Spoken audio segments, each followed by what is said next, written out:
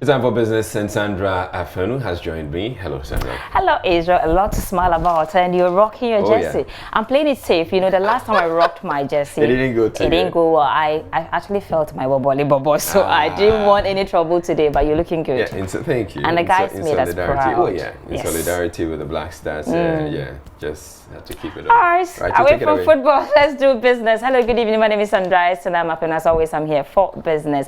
Minister for Employment and Labor Relations, Ignatius Bafo-Awuah, has hinted that contributors under the three-tier pension scheme will begin assessing their benefits from January 2020. This is part of measures by government to enhance the livelihoods of contributors. The three-tier pension scheme is part of the pension reforms undertaken by government after the National Pension Act was passed. Speaking at the opening of the National Pension Dialogue in Accra, Ignatius Bafo disclosed that the pension fund has accrued more now and can actually improve the livelihood of contributors. The Social Security and National Insurance Trust is mandated by law to invest funds of contributors to be paid upon their retirement. The forum focused on the pensions reforms expected to take place from next year, which aims at attracting contributors from the informal sector. According to the Minister for Employment and Labor Relations, Ignatius Bafo-Awuah, government has given the approval for the payment of Tier 3 pension from January 2020. 2020, if anybody retires, what is going to happen is that the person will go to his or her scheme and take the part of Tier 3 which is held by the scheme, and then go back also to SSNIT and take the part of Tier 2 which SSNIT had held as past credit, together with the interest that has accrued on it. So if that payment from SSNIT will move on and gradually phase out over time. The minister also revealed that the National Pensions Regulatory Authority has begun working on some modalities to look at private pension scheme operators. We are going to meet for 3 days to have a national discourse on how best to rope in more informal actors into the third-tier pension scheme. Do you have any targets? Why wouldn't you join us at the workshop? Any proposal from the various bodies, the stakeholders? Certainly, there are quite a number of players within the district, and on a daily basis we get proposals. But of course, some proposals may be good, some may not be good, some may suit our conditions, some may not suit our conditions. It is for us to be able to bring them all together, look at them and look for the one that will best suit us. The Social Security and National Insurance Trust is expected to go through some reforms to improve their service delivery to contributors and beneficiaries. Ebenezer Sabutu's report for Joy Business. Meanwhile, Director General of the Social Security and National Insurance Trust, SSNIT, Dr. John Ofori-Tinkrah, has called for a consolidation of monthly salary and allowances of formal workers contributing to the pension scheme. According to a February 2019 statistics by SSNIT, only 4% out of the total number of contributors earn from 5,000 cedis and above, while 25% survives on 400 cedis and below. Dr. Tinkrah believes employees can change the narrative if salaries are improved. Approximately 25%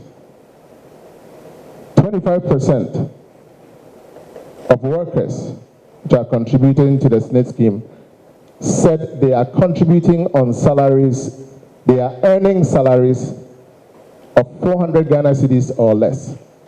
That is what they say. They tell us that whilst they are working today, they are supporting the lifestyle that they are living today on salaries of 400 Ghana cedis or less. And that is 25% of all workers in Ghana who contribute to the SSNIT scheme.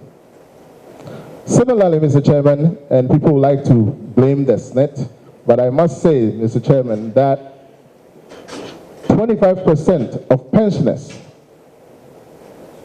who are being paid SSNIT pension today are getting paid pensions, monthly pensions between 300 and 400 Ghana cedis a month. So, Mr. Chairman, having said that, clearly there are some pensioners who are actually living better on pension than current workers in active service. Continuing, Mr. Chairman, along on the same chart,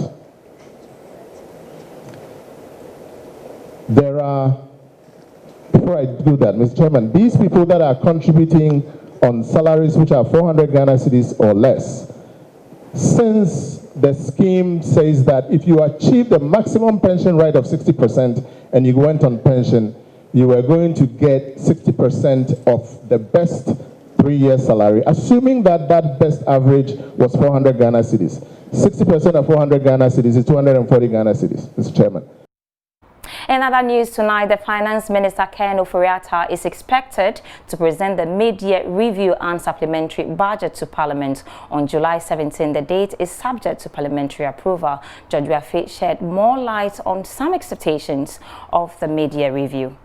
The country's Public Financial Administration Act, which regulates government financial transactions, requires the Finance Minister not later than July 31 every year to present the mid-year review and half-year budget implementation report to Parliament. It will give the Minister an opportunity to review the economy's performance over the last 6 months and project what to expect for the rest of the year. He is also expected to review some taxes as well as the macroeconomic targets set out in the 2019 budget. The Minister has indicated that one of the taxes that will be reviewed is the levy on luxury vehicles. Mr. Ken Ofori-Atta tells Joy Business he would use the presentation to ensure that they meet the end-of-year targets set out in the 2019 budget. Yeah, we'll have to do a mid-year review. That's constitutional. So we should have come to Parliament with a mid-year review. Would you use this opportunity to again review some of the numbers, revenue and expenditure as well?